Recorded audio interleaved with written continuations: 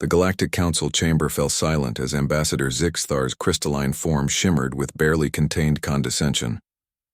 His species, the Crystallics, had mastered biotechnology for millennia, yet they stood baffled before a simple demonstration request. "Impossible," Zixthar declared, his voice resonating through the translators. "The creature you call honey badger has been analyzed by our xenobiologists. Its neural patterns show complete resistance to standard conditioning protocols. Aggressive, unpredictable, utterly untrainable." Julia Chen leaned back in her seat, a slight smile playing at the corners of her mouth. The young xenozoologist had heard this speech before. Different species, different council members, but always the same underlying assumption. Humans couldn't possibly understand what advanced civilizations had already determined to be fact. Beside her, Jackson Torres crossed his arms, his jaw set in that particular way Julia recognized as barely suppressed amusement. The security specialist had seen enough impossible human achievements to know what was coming next. "With respect, Ambassador," Julia said, standing smoothly, "I'd like to propose a demonstration." The council chamber erupted in clicking, whistling, and translated protests. The Vrin representative, a being resembling an oversized mantis, clacked its mandibles in what the translator rendered as derisive laughter. "Human hubris," the Vrin announced. "We have domesticated creatures across 40 star systems. The honey badger's aggression index exceeds that of the Krelthar war beasts. It cannot be done." Jackson stood as well, tapping his comm device. "Bring her in." The chamber doors opened, and the assembled aliens instinctively recoiled. Through the entrance padded a compact, muscular creature with distinctive black and white markings. The honey badger's small eyes surveyed the room with an intelligence that seemed to calculate threats and dismiss them simultaneously. Behind the animal walked a young human handler, carefully maintaining distance. The honey badger, designated Specimen 7 in the Council's records, had already bitten through 3 sets of their indestructible containment fields. "This creature," Zixthar said, pointing a crystalline appendage, "attacked 4 of our handlers. It cannot distinguish between friend and threat." "That's because you treated her like a threat," Julia replied calmly. She descended from the council platform and approached the honey badger, ignoring the gasps from the assembled representatives. The animal turned, muscles tensing. For a moment, the entire chamber held its collective breath. Julia knelt down, still several feet away, and simply waited. She didn't reach out, didn't make aggressive eye contact. She simply existed in the space, patient and calm. The honey badger sniffed the air, taking in Julia's scent. Then, remarkably, she sat. "You see," Julia explained, her voice soft but carrying through the chamber's acoustics, "humans learned something important thousands of years ago. You don't train an animal by breaking its spirit. You train by understanding its nature and working with it." She reached into her pocket and produced what looked like a small treat. The honey badger's nose twitched with interest, but she didn't move, just watched Julia with calculating eyes. Jackson stepped forward to address the council.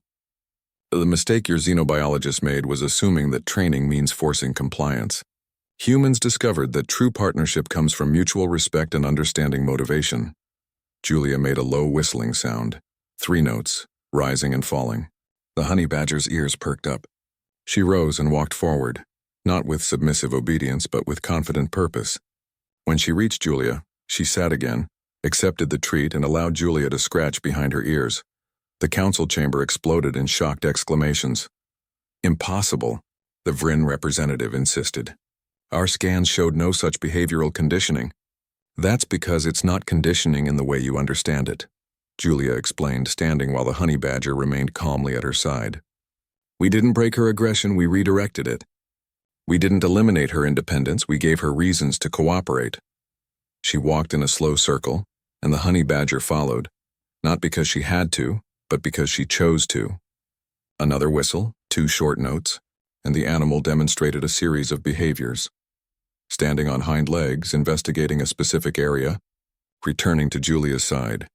"Humans spent thousands of years learning to work with creatures that could kill us," Jackson added. "Wolves became dogs. Wildcats became companions.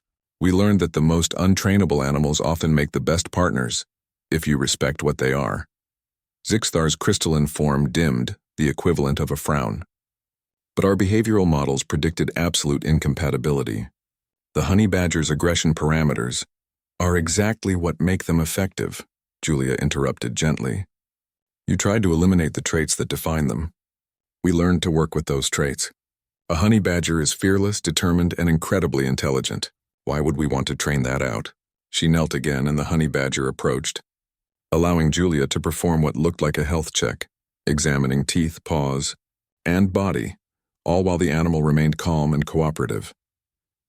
The question isn't whether an animal can be trained, Julia said, standing once more. The question is whether you understand the animal well enough to communicate. Humans learned that lesson from our own planet's diversity. Every species has its own language, its own motivations. She gave a final whistle, and the honey badger trotted back to the handler, who rewarded her with another treat and a gentle pat. The council sat in stunned silence until the elder counselor, a being of pure energy contained in a floating sphere, spoke for the first time in the session. Remarkable, the translator rendered its thought patterns. The humans have achieved through patience and understanding what we attempted through force and technology. Perhaps there is much we can learn from Earth's approach. Jackson caught Julia's eye and smiled. Another impossible human achievement, added to a growing list that continued to surprise their galactic neighbors. As they left the chamber, Zixthar's voice stopped them. Ambassador Chen, how long did this training take? Julia turned back, her smile warm. With respect, Ambassador, we didn't train her. We earned her trust. That took 3 months of consistent, patient interaction. But training? That implies we changed who she is. We just learned to speak her language. The honey badger, waiting patiently by the door, looked back at the assembled council with an expression that seemed almost smug. Untrainable, they had claimed. But perhaps they had simply never met a human willing to try. Outside the chamber, as they walked through the station's corridors, Jackson chuckled. You know they're going to want to study your methods now. Julia grinned. Good. Maybe they'll finally understand that humanity's greatest strength isn't our technology or our aggression. It's our ability to find common ground with the most unlikely allies. Behind them, the honey badger trotted along, fierce and independent as ever, but walking beside humans by choice, not compulsion. And in the vast diplomatic dance of the galaxy, that made all the difference.